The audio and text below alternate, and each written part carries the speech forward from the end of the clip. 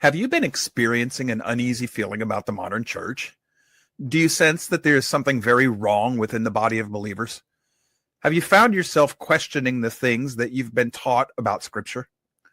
Are you bothered by a nagging sense that much of what you were taught is lacking or worse, wrong? Do you feel lost? Are you looking for more? If you've been experiencing any of these feelings, you are among friends here. We felt the same way at one time. We can relate to the prophet Jeremiah when he wrote, "Our fathers have inherited nothing but lies, worthless things in which there is no profit." This is Jeremiah 16:19. We, too, felt lost until we started tearing down the teachings and traditions of man and started to study Scripture for ourselves. And in its original, ancient Near East, Torah-observant Hebrew context. When we started to study Scripture in its ancient context, our faith started to change. We came alive, and we found ourselves drawn back to the ancient paths.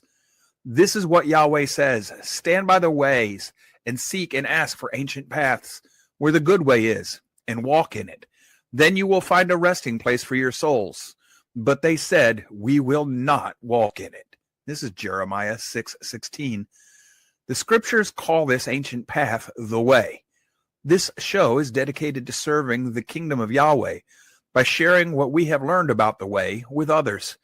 We are aware that there are many other voices out there making similar claims.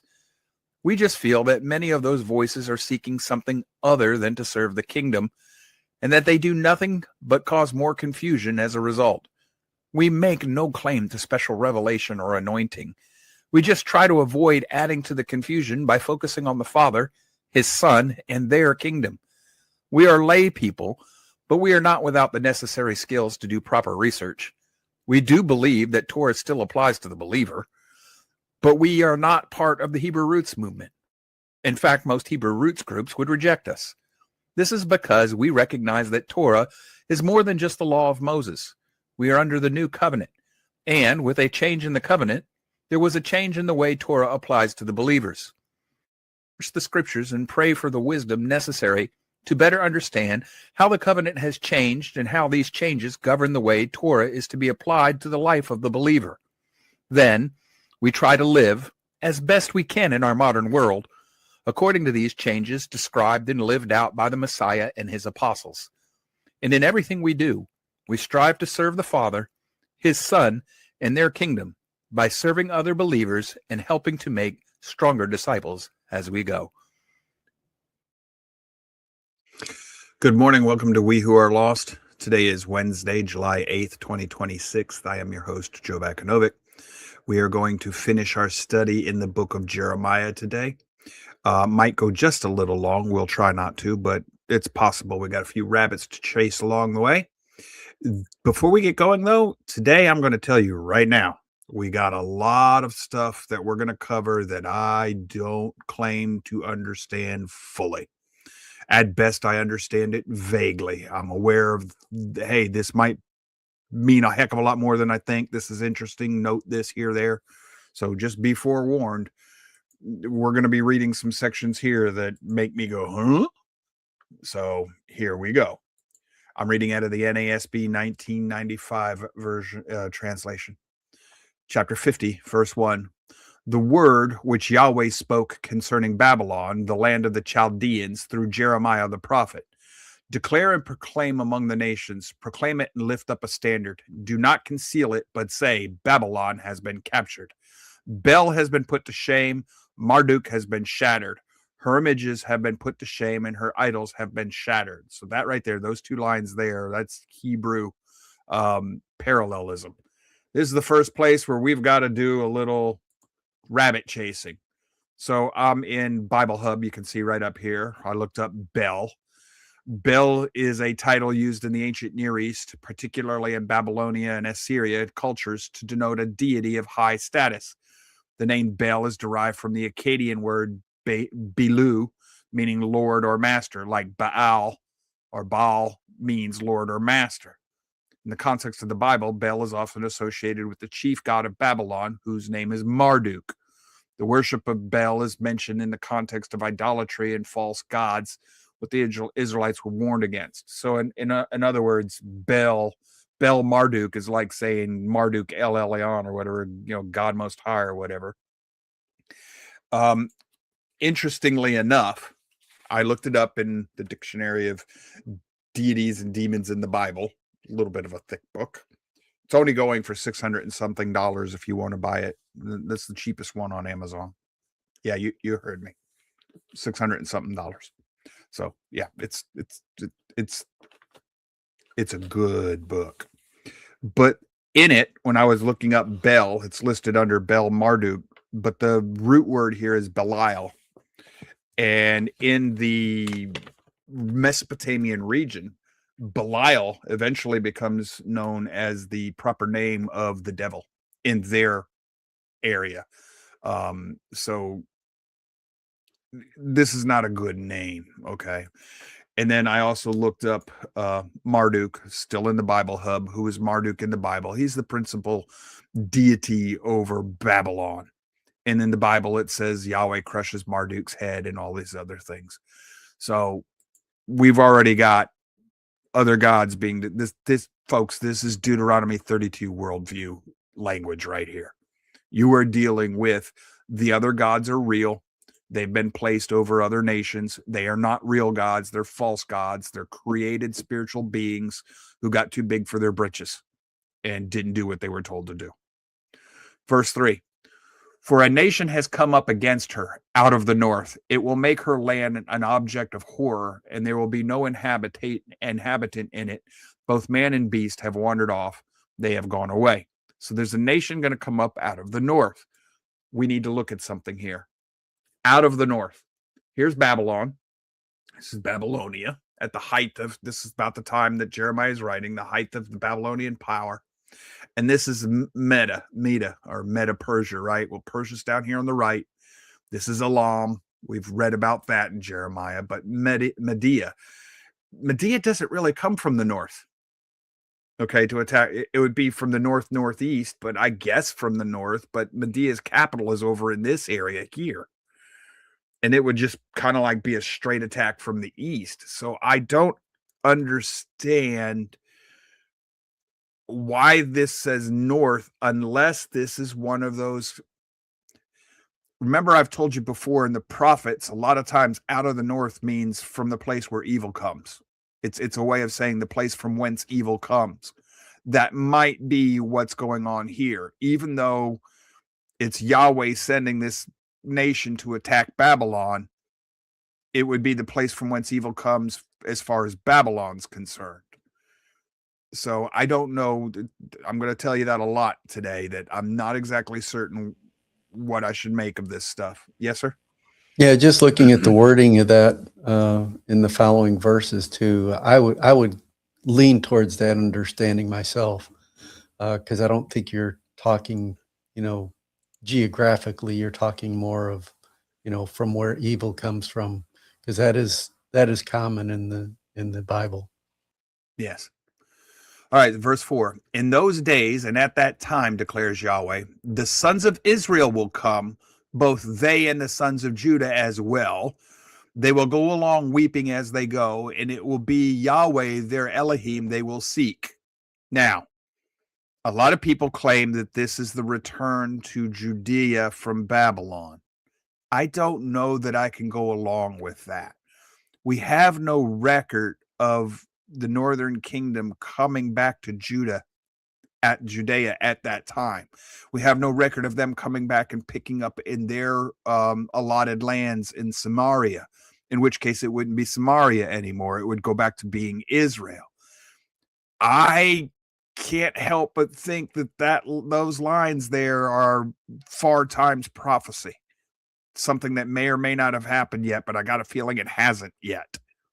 And that's why I think that Jeremiah is giving us a prophecy that pertains to the near future to him, but also to the end times as we would think of them. Yes, sir? Yeah, because if you continue reading this, it lends to me at least leaning towards a far prophecy here. Yeah, like verse 5, they will ask for the way to Zion, right, which is the kingdom of Yahweh, not necessarily the Temple Mount. Right. Yeah, exactly. And it says they And will that turn they their will faces join in that themselves. direction. Yeah. They will come that they may join themselves to Yahweh in an everlasting covenant that will not be forgotten. That everlasting covenant is the new Yeah. covenant. Yeah. That's what I'm looking towards Yeah. there. I think this is referring to the new covenant. If, And I mean, times that's just afterward. my personal way of looking at this. You know, I could be wrong, but that's the way I would lean on this. This one's going to be tough to get a handle on, Charlie. This is a tough section of Jeremiah to really get, and I think it's because he's talking about two different spiritual seasons at the same time. And then it says, "My people have become lost sheep." That's the northern kingdom. Their shepherds have led them astray, and that's also the southern, but they have made them turn aside on the mountains. They have gone along from mountain to hill and have forgotten their resting place. In other words, false worship of false gods. All who come upon them have devoured them. These other nations have eaten up Yahweh's people, that conquered them.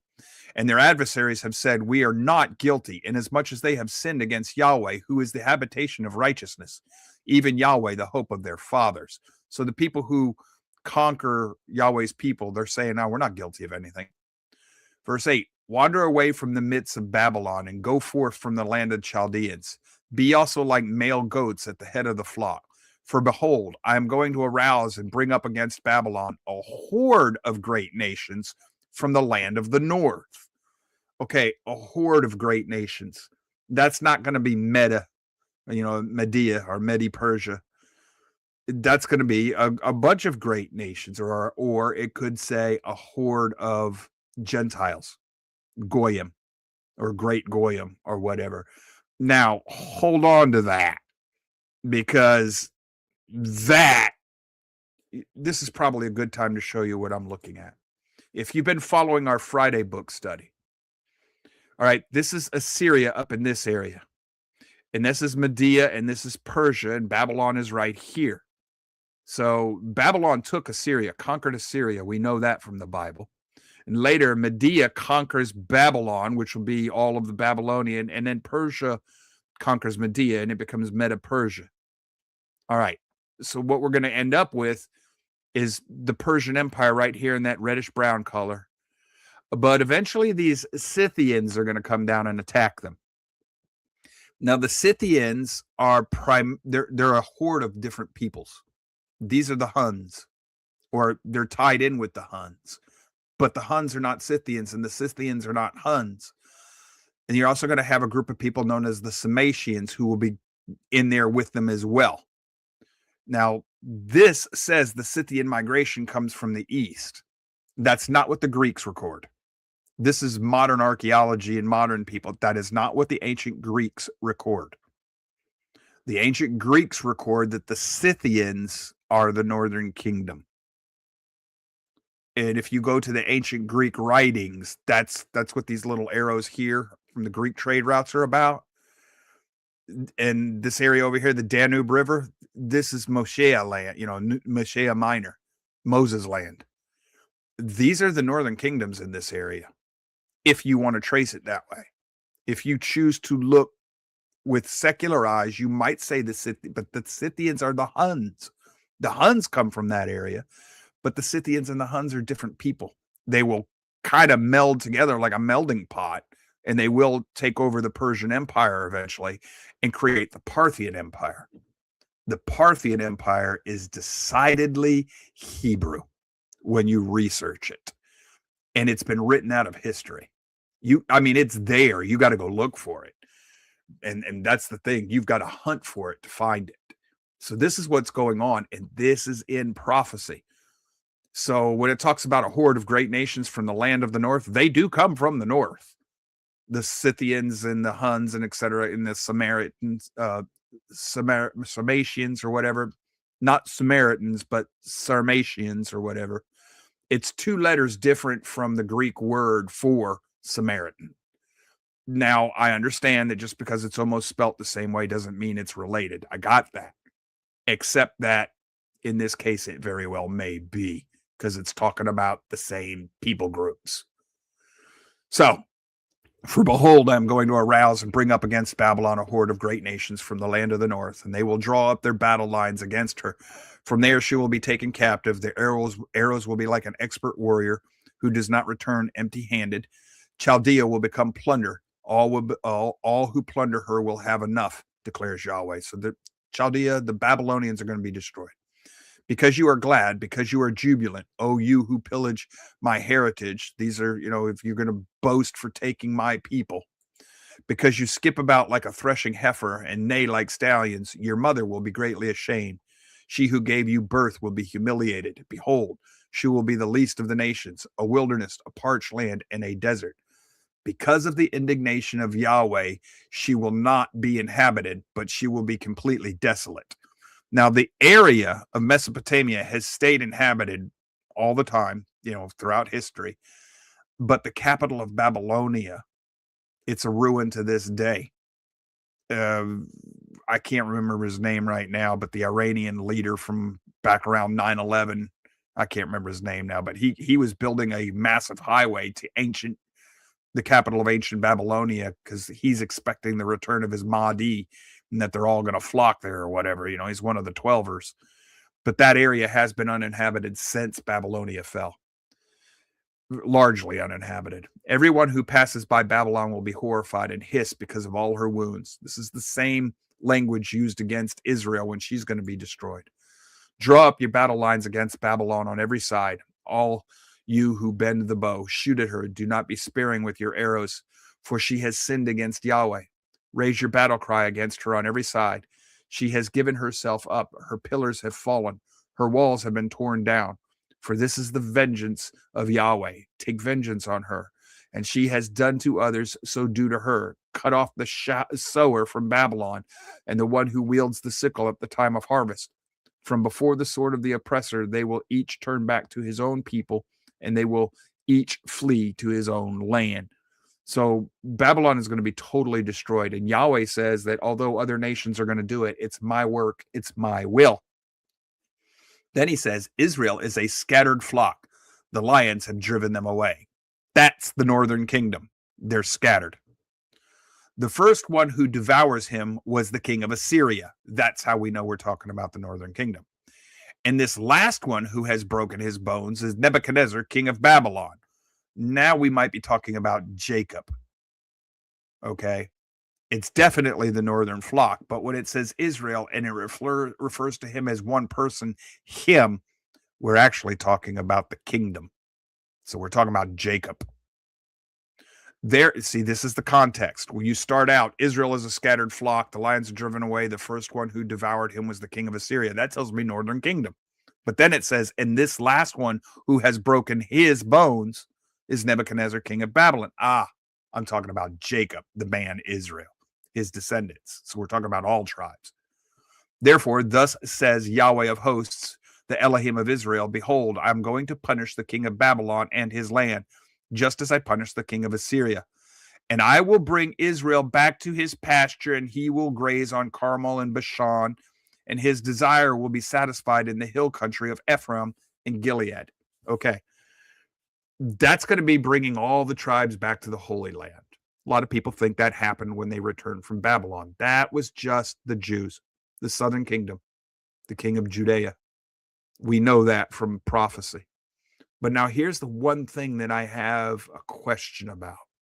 Ephraim and Gilead, these are all real places, Carmel and Bashan, Ephraim and Gilead.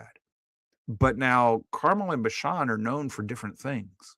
Bashan, that's where the bulls are.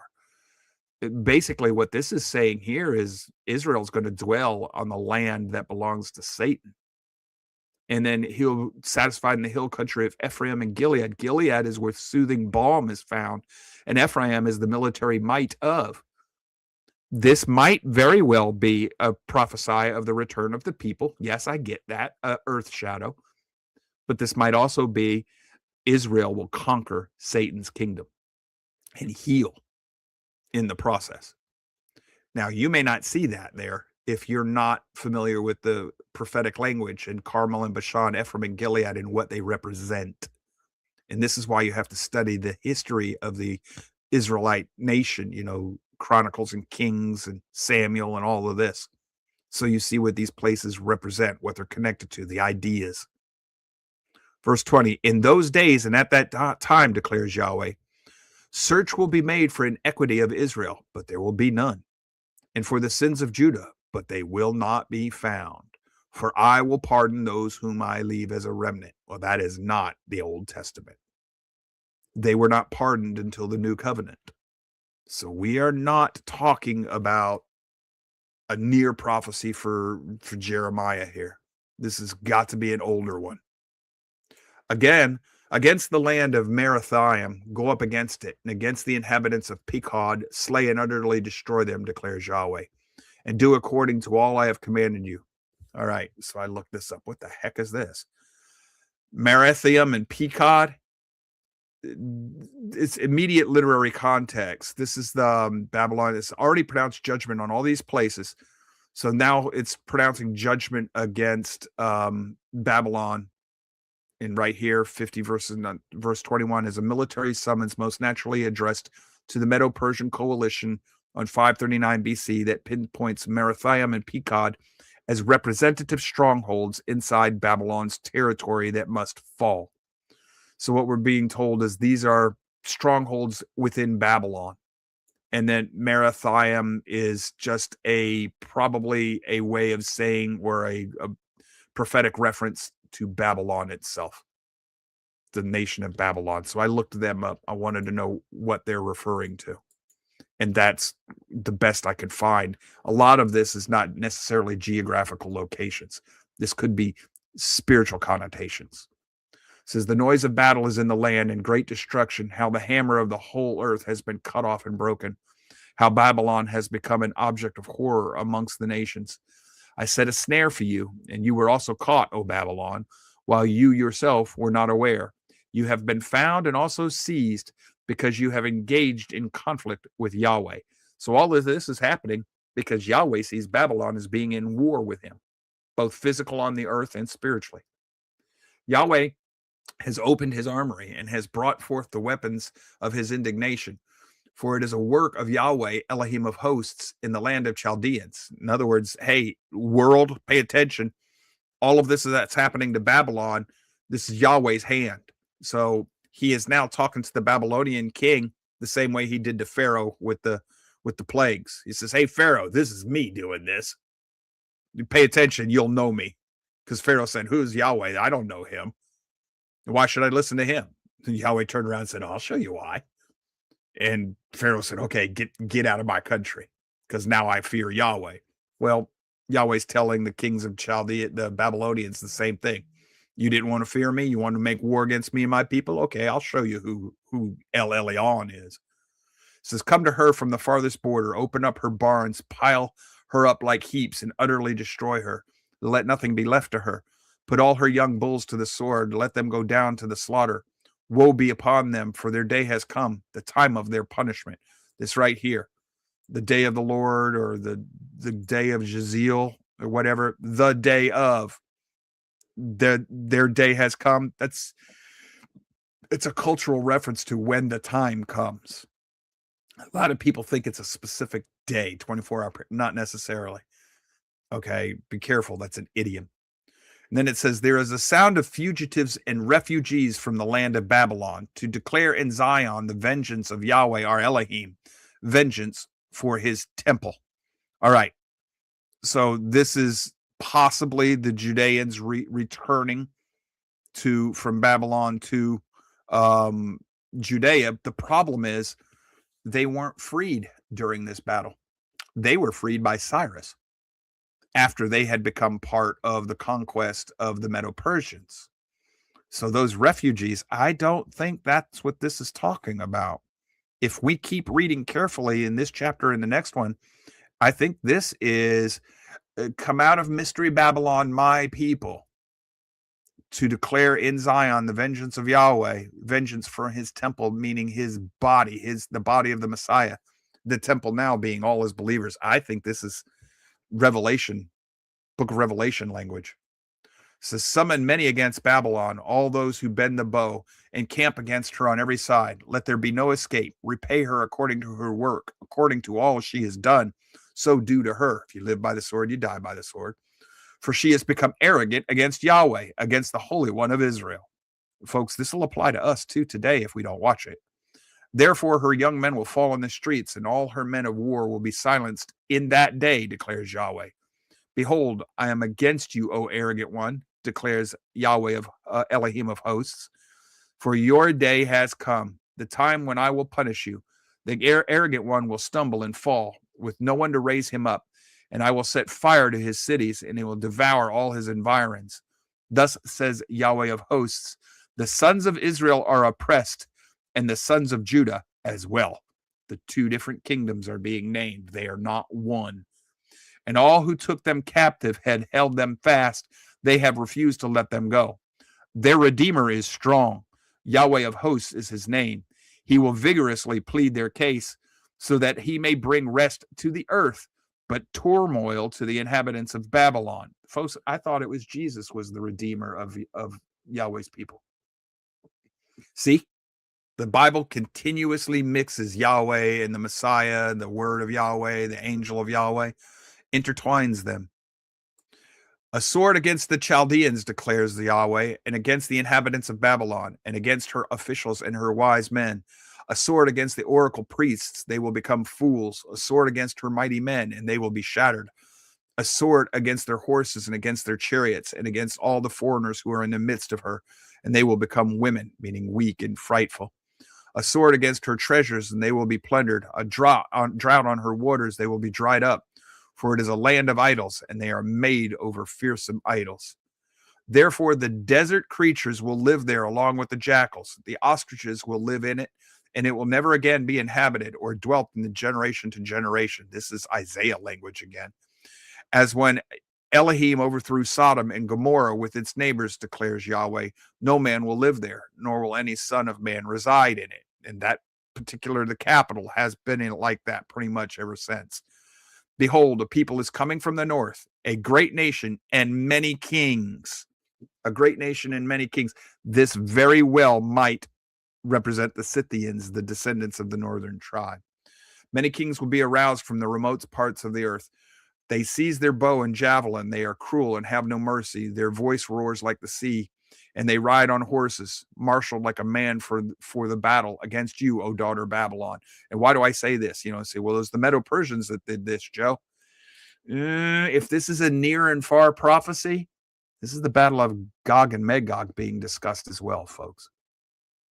This is the final battle being aimed at Babylon. Well, why would that be the case, Joe? Babylon is spiritual bondage, not physical bondage. That's the fourth kingdom, unlike any other kingdom that came before it, the fourth kingdom of Daniel. Everybody thinks that's Rome. No, it isn't. It can't be. There's too much in Scripture that says it cannot be Rome. It's got to be something different. I happen to think it's apostasy, probably focused in the existence of Islam, but it's a great apostasy.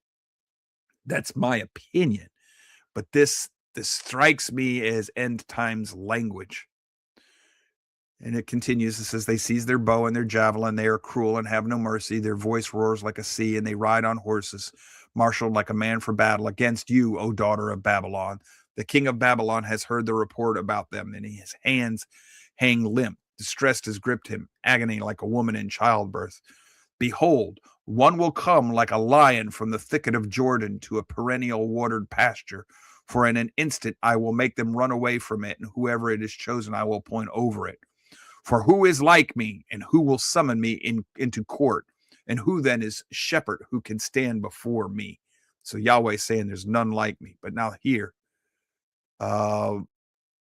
this right here, if I'm correct, and I don't know that I am, behold, one will come like a lion from the thicket of the Jordan to a perennial watered pasture. An always watered the kingdom of Yahweh. Who comes like a lion from the kingdom of Yahweh? It's Messiah, right? I still think this is near and far. This is the mixing of the end times prophecies. And then verse 45, it says, therefore, hear the plan of Yahweh, which he has planned against Babylon, and his purposes, which he has purposed against the land of the Chaldeans. Surely they will drag them off, even the little ones of the flock. Surely he will make their pastures desolate because of them. And the shout, Babylon has been seized. The earth is shaken, and the outcry is heard amongst the nations, which is going to mirror, if I'm correct, Babylon has fallen. We'll wait until we read the next chapter. Let's take the bottom of the hour break just a little early. We'll come back and we will read chapter 51.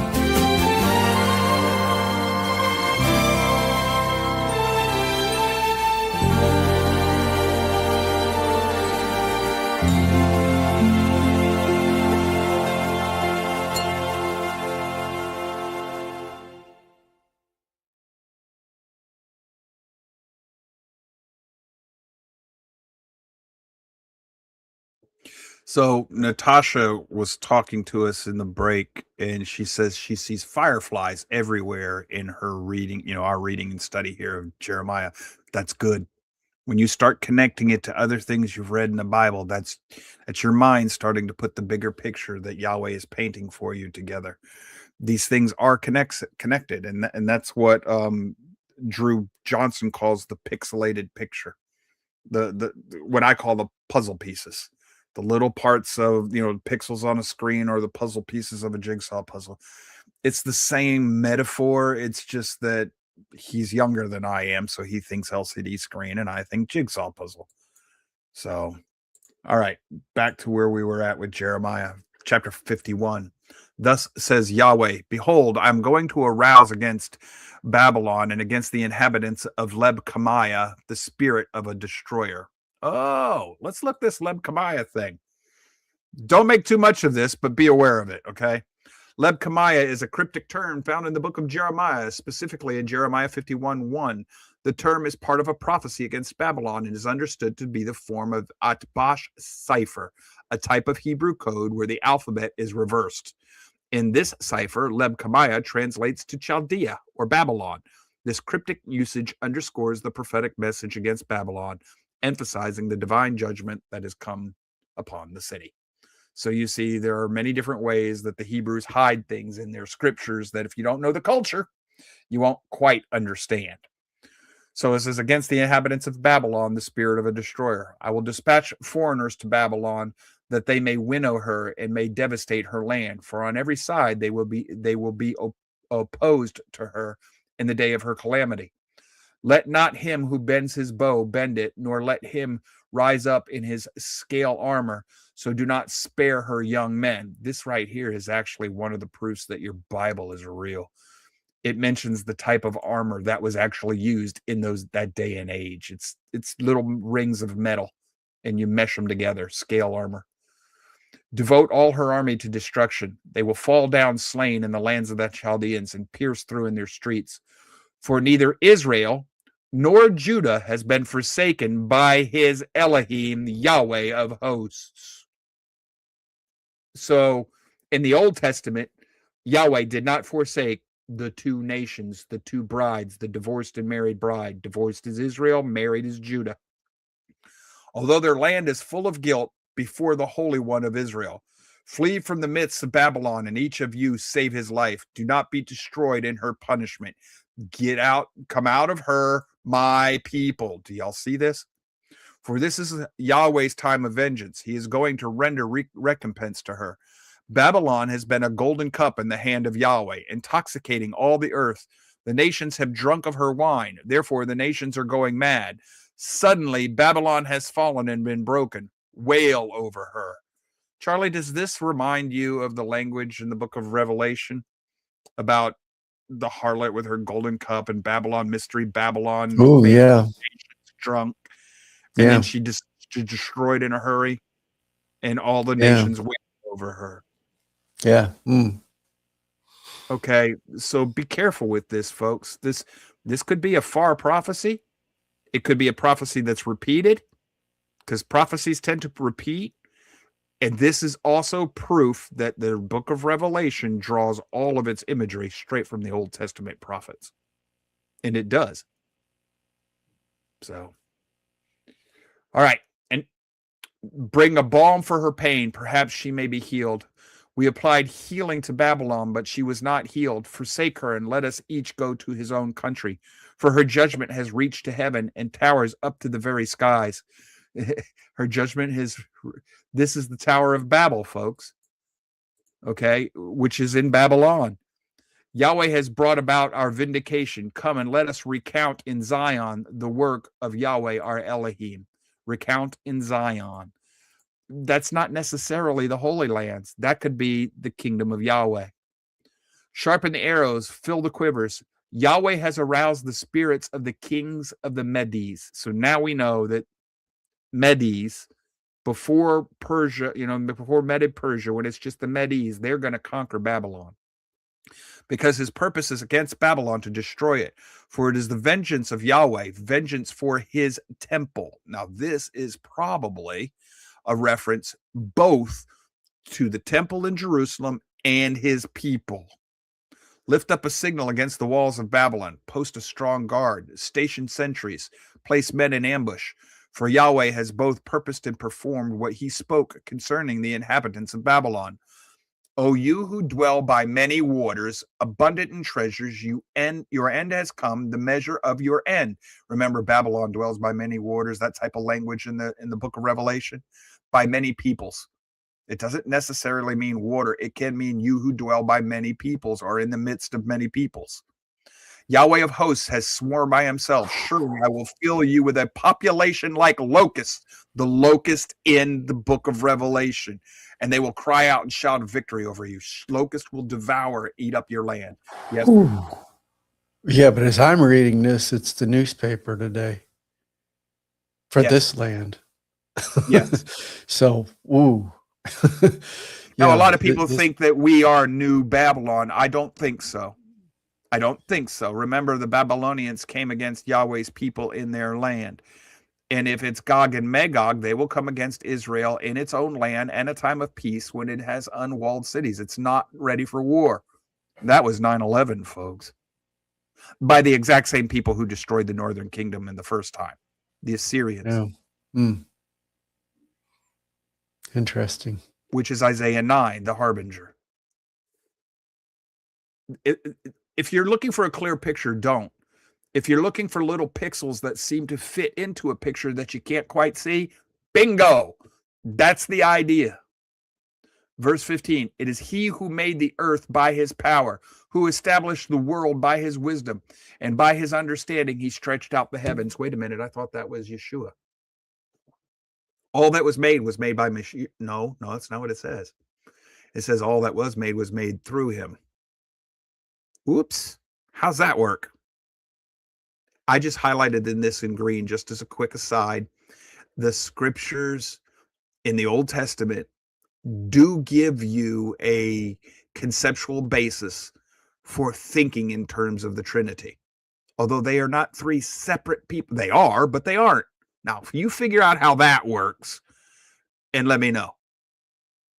I don't know. But I know this. I know that if I'm reading carefully, the Old Testament continuously does this.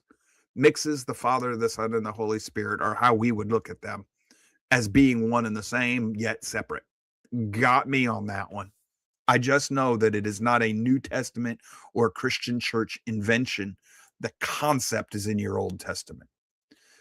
And remember, you don't see those things clearly until they've been revealed at a later time. The Bible is a constant revelation of what was once alluded to, but never brought out in the clear. Verse 16, when he utters his voice, there is tumult of waters in the heavens, and he causes the clouds to ascend from the end of the earth.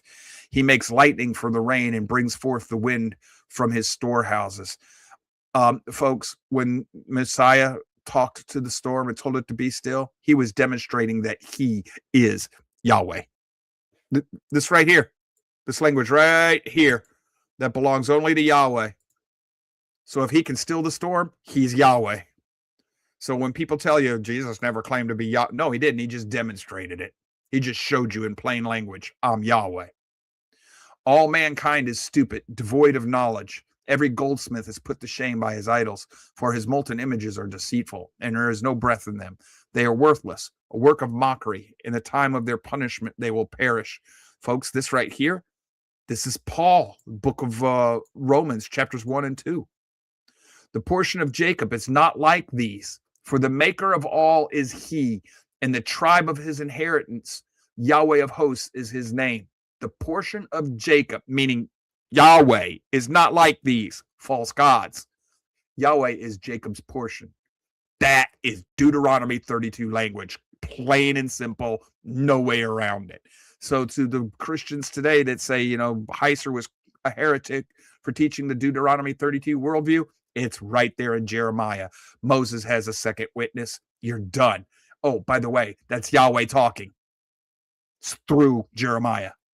So if you're going to say Deuteronomy 32 worldview is heretical, take it up with Yahweh. I don't think it's going to end well for you. Verse 20, he says, you are my war club, my weapon of war. And with you, I shatter nations. And with you, I destroy kingdoms. And with you, I shatter the horse and his rider. And with you, I shatter the chariot and its rider. And with you, I shatter man and woman. And with you, I shatter old man and youth. And with you, I shatter young man and virgin.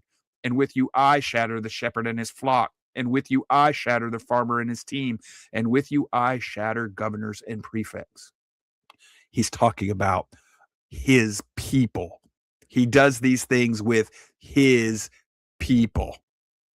You are my war club, my weapon of war, his people. When has that happened? Oh, wait a minute.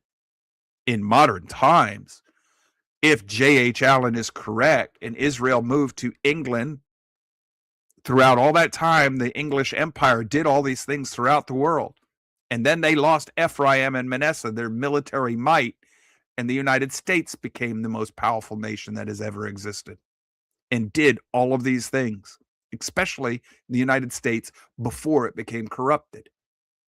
Until the time that the pit was open, the United States never asked for anything from people other than the land to bury their dead. We're not a perfect nation, neither was Israel in ancient times. But on a whole, from a macro perspective, we have done Yahweh's work, both England and the United States, the English-speaking nations.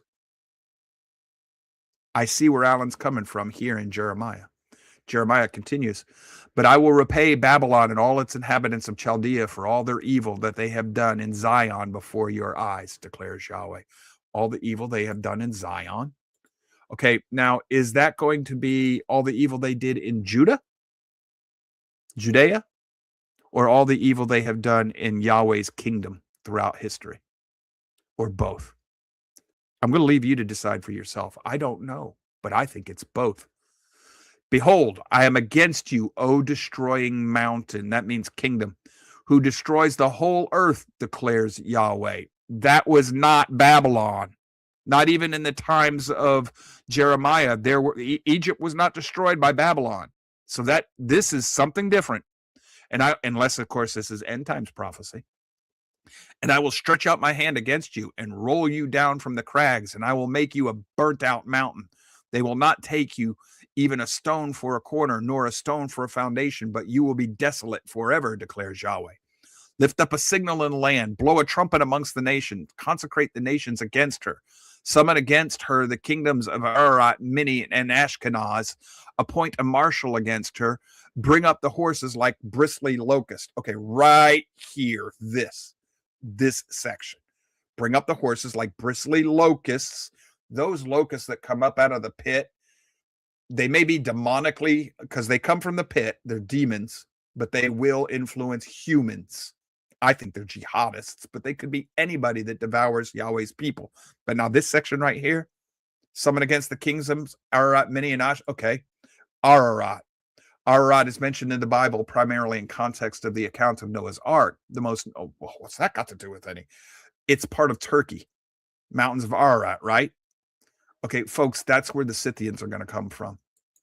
And then here, I looked up Minni, because that was just mentioned right here in Jeremiah, where it is listed alongside Ararat and Ashkenaz as kingdoms summoned to rise against Babylon. Well, these are not the Medes.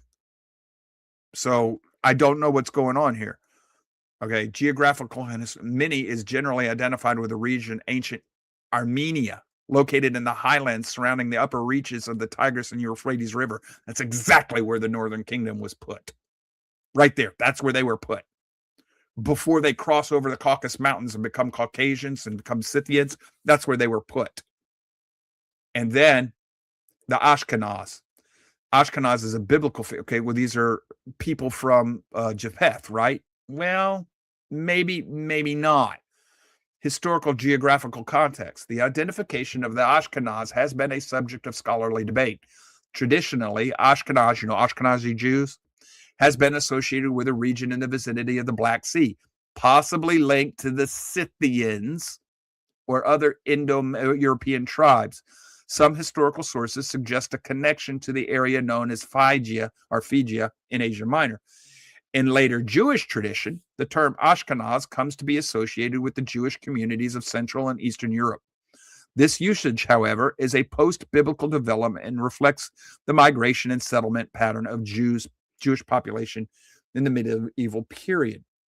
So what do I want to do with all of this for you? Very simple. Let me put this back up. This section right here that I've highlighted, right here, I think that's end times prophecy. And I think it's talking about battles of Gog and Magog, or a near and far. This could be when the Scythians attacked Medo-Persia and established the nation of Parthia. They are, in my opinion, the descendants of the Northern Kingdom. Now, if you look into this in modern era and go to Wikipedia, they'll say, well, these were the Huns and the Scythians came from Asia and blah, blah, blah, blah, blah. Maybe, but they're tracing their own ideas. They're not tracing what has been written down by the Greeks in ancient times before we became woke and anti-biblical. The Greeks wrote it down before the Bible was even really known to them. And the Greeks tell you where they came from if you understand their language. This is known. I know where to find all this stuff. I've got the books sitting on my desks. So what's going on here? This is the fulfillment of the prophecies that J.H. Allen has been tracing for us in our book study on the scepter and the birthright. Jeremiah is still prophesying what's going to happen with Yahweh's people.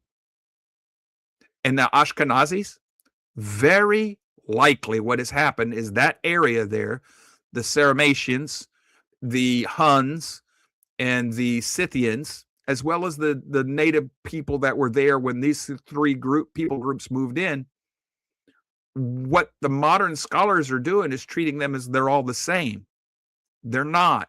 They move around over time. So the Ashkenazis could very well be a name for parts of the northern kingdom, which would explain why, when the king of the Ashkenazis, known for being red-headed people, meaning Jews, from the tribe of Judah. Oh, by the way, if you remember in our study of Jeremiah, part of the southern kingdom was deported with the Assyrians. So parts of the tribe of Judah went with the northern kingdom into this region that we're discussing right here, right now, the mini area. So you would have a royal tribe, which is recorded by the rabbis, by the way. The ancient rabbis record that happened. You would have the tribe of Judah with the northern kingdom in exile, moving up through Eastern Europe. And the Ashkenazis, when they said, okay, bring me the Muslims, bring me the Christians, bring me the Jews, tell me your faith, which one do I choose? They chose Judea. Why? Because they recognized it as their heritage. That makes sense. It fits the puzzle, which fits the prophecies. This is why I follow what J.H. Allen and Collins teach, and other people like them. They're not alone. There are lots of hunters hunting for the lost tribes. Verse 28, consecrate the nations against her, the kings of Medes, against her, the kings of Medes, their governors and all their prefects, every land of their dominion. So Medes is going to destroy Babylon. Well, why do you need these people here that aren't Babylonian or Medes to do it then? It's an my opinion. You've got a mixing of prophetic times here. So the land quakes and rise for the purpose of Yahweh against Babylon, stand to make the land of Babylon a desolation without inhabitants. The mighty men of Babylon have ceased fighting. They stay in the strongholds. Their strength is exhausted. They are becoming like women. Their dwelling places are set on fire. The bars of her gates are broken. One courier runs to meet another, and one messenger to meet another, to tell the king of Babylon that his city has been captured from end to end. The fords also have been seized, and they have burned the marshes with fire, and the men of war are terrified. For thus says Yahweh of hosts, Elohim of Israel, the daughter of Babylon is like a threshing floor. At the time it is stamped firm, yet in a little while the time of the harvest will come for her. The daughter of Babylon. It doesn't say Babylon itself. It says the daughter of Babylon, that which Babylon begets. Is that Islam? I bet you Ellis Schofield would think maybe it is. Nebuchadnezzar, king of Babylon, has devoured me and crushed me. He has set me down like an empty vessel. He has swallowed me like a monster. He has filled his stomach with my delicacies. He has washed me away. This right here is Jacob talking through Yahweh's voice, speaking through the prophet Jeremiah. It says, may the violence done to me and to my flesh be upon Babylon, the inhabitant of Zion will say. The inhabitants of Zion. Okay, in the ancient times, it's going to be Judea talking. But if it's modern times, and I am correct, the inhabitants of Zion is anybody in the kingdom now. Not after the Messiah returns, but kingdom now. Do you see that, Charlie? Yeah. It's all together here. And may my blood be upon the inhabitants of Chaldea, Jerusalem will say. That's the then and there in Jeremiah's time. But where is Jerusalem now, according to the New Testament? Jerusalem's in heaven, right? That's the kingdom of Yahweh. It's the capital of the kingdom of Yahweh. So this right here is very likely end times prophecy. Yeah. Yes, spiritual. And I know a lot of people tell me that I spiritualize too much. You cannot look at history and make sense of this then. This has not happened physically in the recorded history that we have. So did Jeremiah lie? No. So the only option I have now is spiritual, yet to be fulfilled in the physical. Not saying it won't be, saying it hasn't yet, not to the best of my understanding. All right.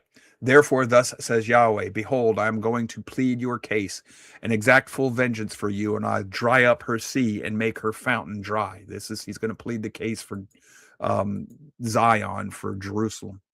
Babylon will become a heap of ruins, a haunt of jackals, an object of horror and hissing without inhabitants. They will roar together like young lions, and they will growl like lion cubs. So if you know the prophecies about the lion and her 7 or 8 cubs or whatever, the whelps, and it's also that in the end times there'll be nobody to stand with Israel but the 8 princes. If you don't understand what that is, folks, that's the English speaking nations with Israel. When they become heated up, I will serve them their banquet and make them drunk, that they may become jubilant and may sleep a perpetual sleep and not wake up, declares Yahweh. I will bring them down like the lambs to the slaughter, like rams together with male goats. How Shishak has been captured and the praise of the whole earth been seized. How Babylon has become an object of horror amongst the nations. The sea has come up over Babylon. This is prophetic language for lawless people. She has been engulfed with its tumultuous waves, and that would be lawlessness, battle, war. That's prophetic language. Her cities have become an object of horror, a parched land in a desert, a land in which no man lives, and through which no son of man passes. I will punish Bel in Babylon, and I will make what he has swallowed come out of his mouth. Okay, that's a false god. That very well could. There's a lot we can do with this, but that could easily connect to Islam in the end times. It says, and the nations will no longer stream to him. Even the wall of Babylon has fallen down. Yes, sir. And isn't the origin of Allah, isn't that connected with Bel as well? Yes. Do you know the Allah Akbar? Right, All that means is Allah is greater. Remember what right. Bel means? El Elyon, Lord, Master, the greatest God. Oh, yeah. Allah is not a Yeah, proper yeah. name. It has become to become a proper name, like Satan became a proper name. Allah is just Arabic for Bel, which is a different. That's Akkadian, Chaldean language for Baal, and Baal and Bel are linked. We know that. That's in my dictionary of demons and deities. That's the same name. Okay, Mm, so Allah is Bel is Baal, which is a yeah, mimic of Yahweh. He's the greatest God. That's Satan, folks. That right, is right. literally Beelzebub. And who does Allah claim to be in the Quran? The greatest of deceivers. Mhm. What's his name in the Bible? Or what do we call him in the Bible? Satan. You see the Yeah, links? interesting. Yep, interesting. Okay, the nations will no longer stream to him, even the wall of Babylon has fallen down. Come forth from her midst, my people, and each of you save yourself from the fierce anger of Yahweh. Come out of her, my people. Now, so that your heart does not grow faint, and you are not afraid at the report that will be heard in the land, for the report will come 1 year, and after that another report in another year, and the violence will be in the land with ruler against ruler. Therefore, behold, days are coming when I will punish the idols of Babylon, and her whole land will be put to shame, and all her slain will fall in her midst.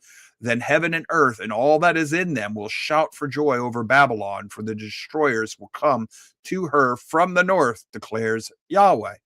That's a near and far prophecy. That language right there is straight out of the book of Revelations. Indeed, Babylon is to fall for the slain of Israel, not Judea, Israel. All of Yahweh's people in this case, I think. As also for Babylon, the slain of all the earth have fallen. I can't help but think that that's talking about end times, spiritual at least. You have escaped the sword. Depart, do not stay. Remember Yahweh from afar, and let Jerusalem come to your mind.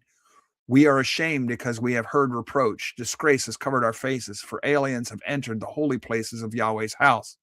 Therefore, behold, the days are coming, declares Yahweh, when I will punish her idols, and the mortally wounded will groan throughout her land.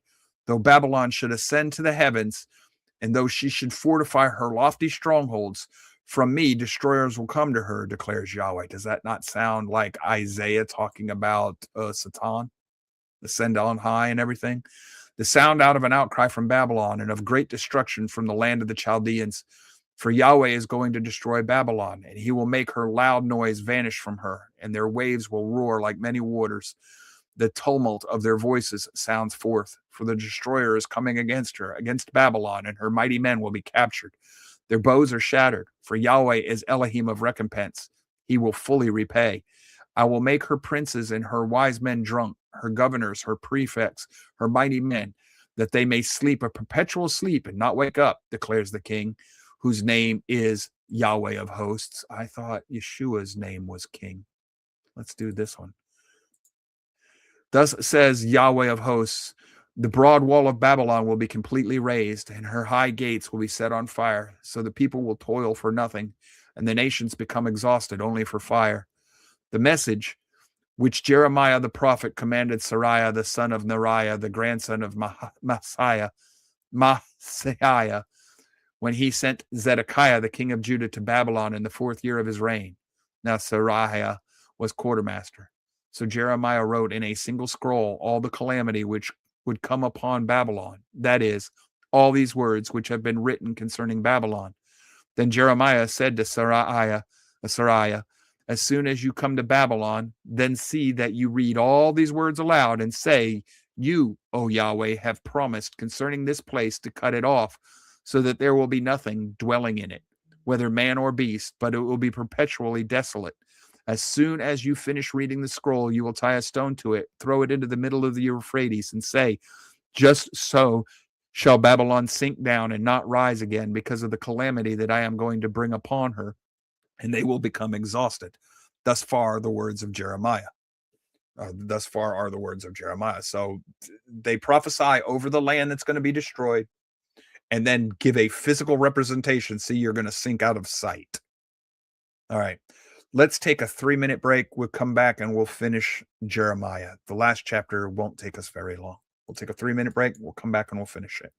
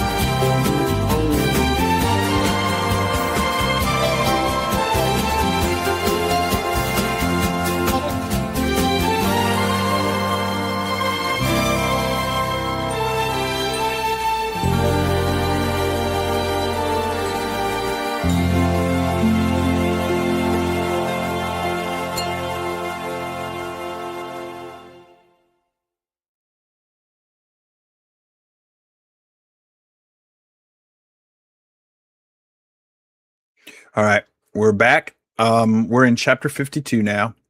I'm not going to read all of this for a reason. First of all, time, but it's not necessary. The first parts of chapter 52 are essentially just Deuteronomy, which means tell it again or telling over. At least that's my understanding. But what's going to happen here in 52 verse 1 all the way down to this section here, 52 verse 27. It's a retelling of what Jeremiah has already told us.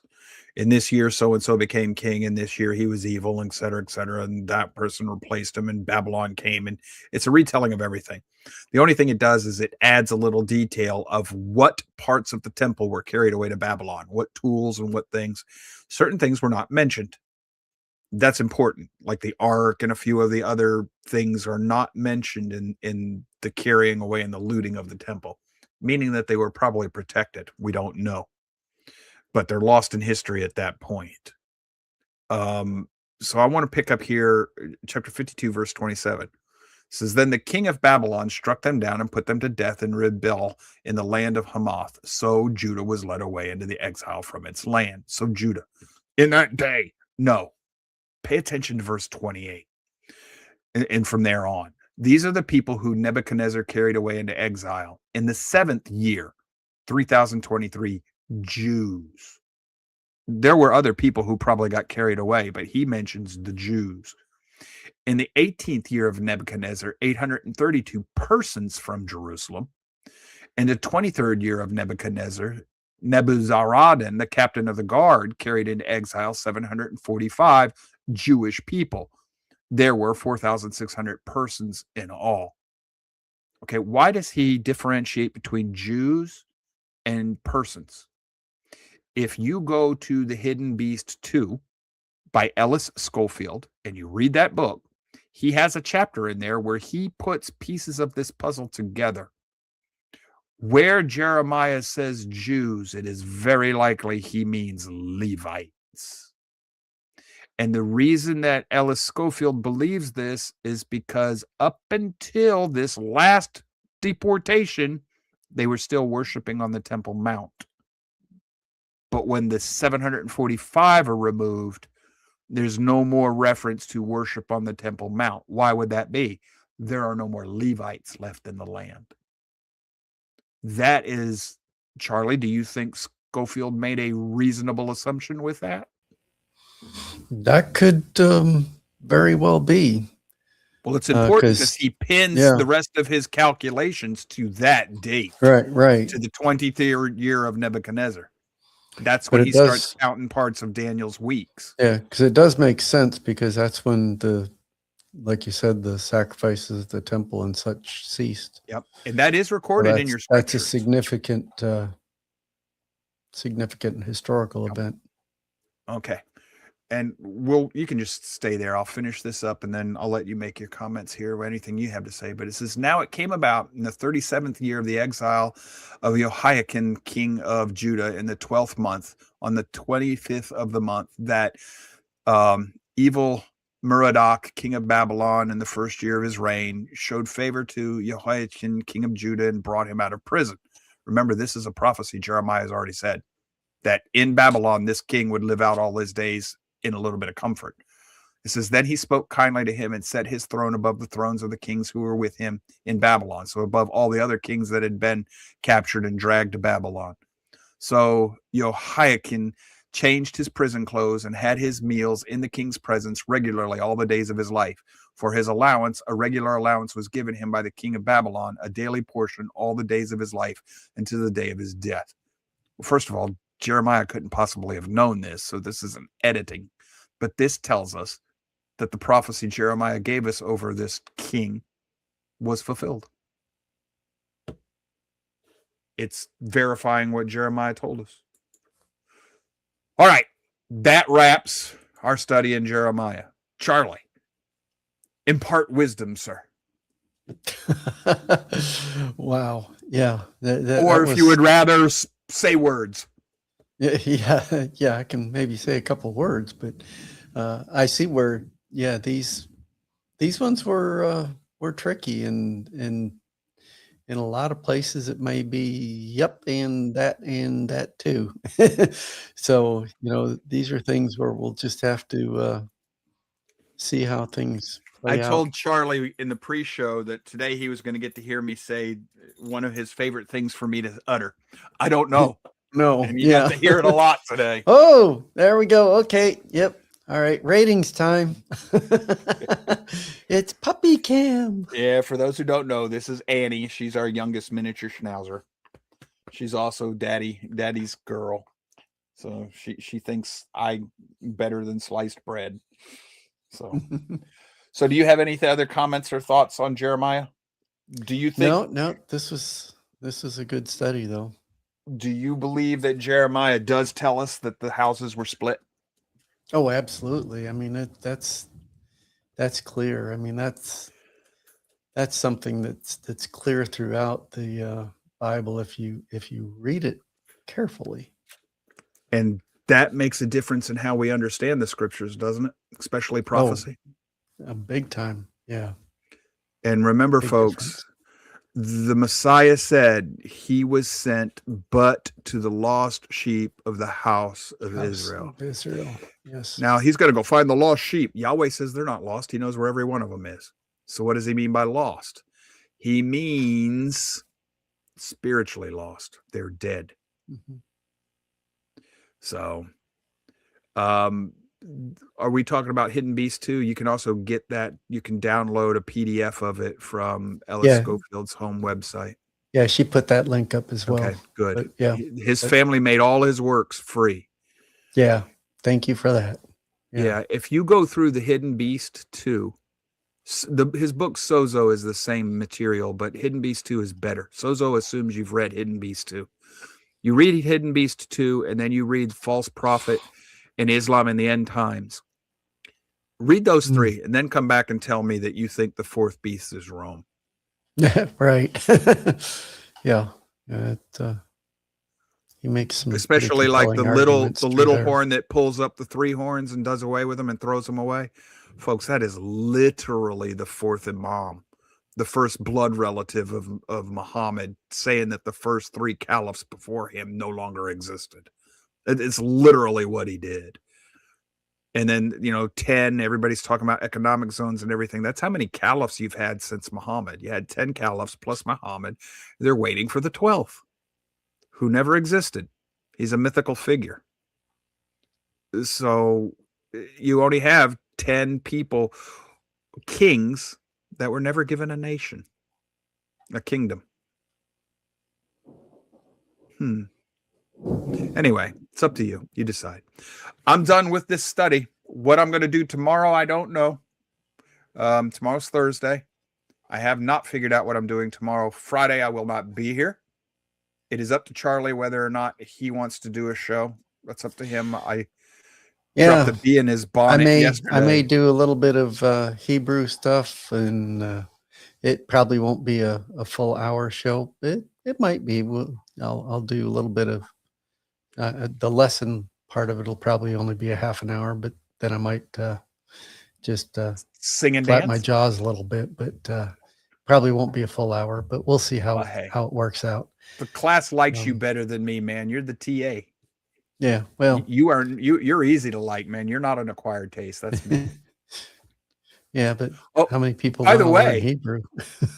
Natasha looked up your anniversary date. She knows when you were created.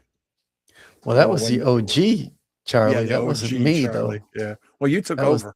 That was the original, but then I took over. You took over. So. All right, folks.